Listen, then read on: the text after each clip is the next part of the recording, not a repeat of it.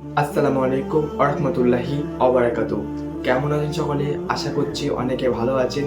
আজকে পবিত্র জুম্মার দিন ছিল, তো আপনারা কেমন আছেন সকলে? আশা করছি অনেক ভালো আছেন, আমিও ভালো আছি আলহামদুলিল্লাহ।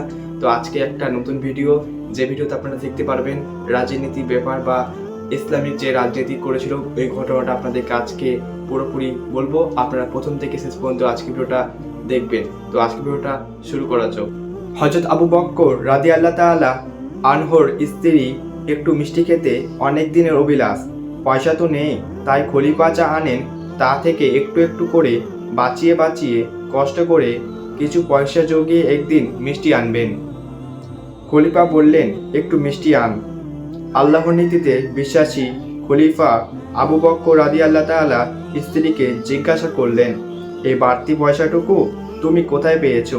স্ত্রী বললেন, প্রতিদিনে তুমি যা আনতা থেকে একটু করে বাঁচিয়ে বাঁচিয়ে একটু রাখলাম। আবু বকর রাদিয়াল্লাহু তাআলা বললেন, সর্বনাশ! তাহলে তো বোঝা গেল রাষ্ট্রকর্ম থেকে আমার এতটুকু না হলেও চলে, আজ থেকে আমি এটুকু নেব না।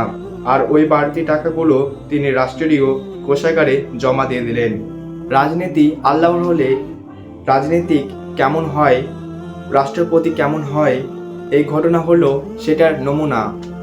আপনারা এই ভিডিওটা দেখে বুঝতে পারলেন রাজনীতিক ইসলামিক ঘটনাটা আপনাদেরকে আজকে দেখিয়ে দিলাম। ইনশাল্লাহ আরও ভিডিও আসবে এই চ্যানেলে এসকে অফিসিয়াল নামে। তো আপনারা চ্যানেলটাকে সাবস্ক্রাইব করে দেবেন, যদি না করে থাকেন অবশ্যই আমাকে প্লিজ সাপোর্ট করবেন সকলে মিলে। তো পরের ভিডিও দেখা যাবে ইনশাল্লাহ।